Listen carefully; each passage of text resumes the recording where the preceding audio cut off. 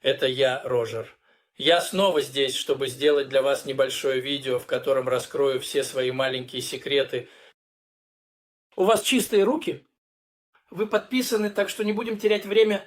Здравствуйте, дорогие друзья! Зима приближается. И часто зимой у нас есть немного всего. Немного. Болит горло.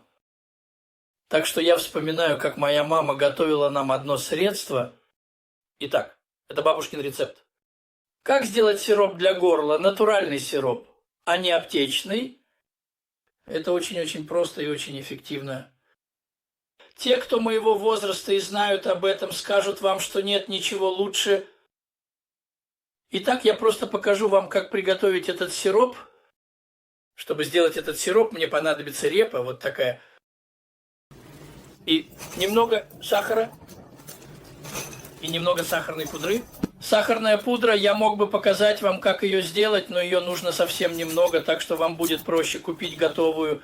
В конце концов, если кто-то хочет, чтобы я показал, как это делается, я с удовольствием сделаю видео.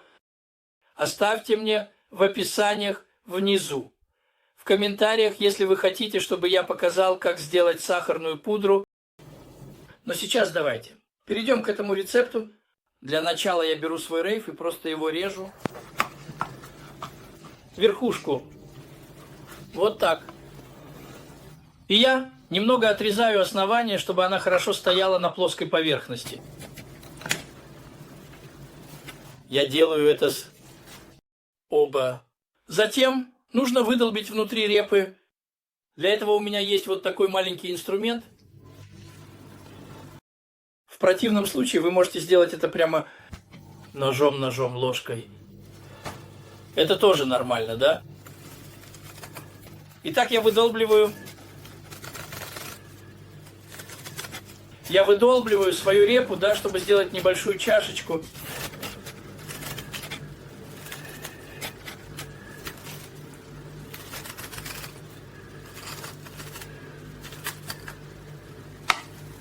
Вот у меня есть отверстие в моей репе, конечно.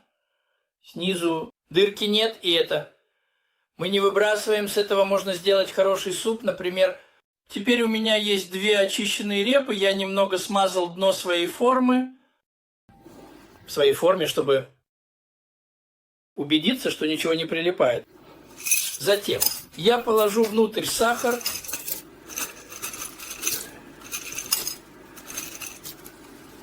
Так. Не больше, без этого дня в этом доме много.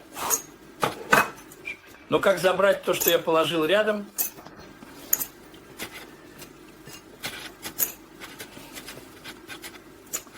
А теперь я положу это в духовку примерно на 170-180 градусов.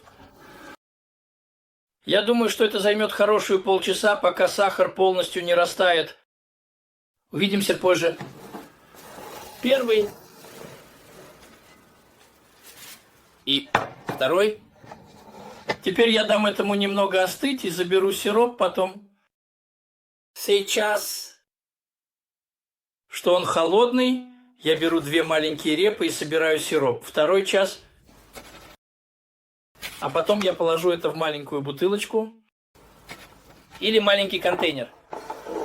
И когда у вас есть немного всего, вы берете чайную ложку этого сиропа, который вы медленно позволяете раствориться во рту, и вы увидите, это действительно, естественно, и, честно говоря, на вкус это тоже неплохо. Ага, вот и все.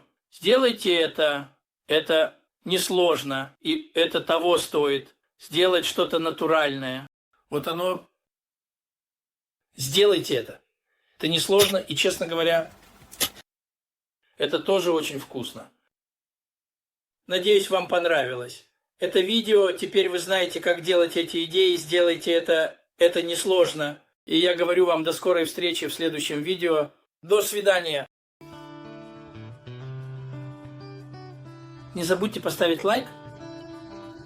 Подписывайтесь. Делитесь моими видео и спасибо. Оставить комментарий.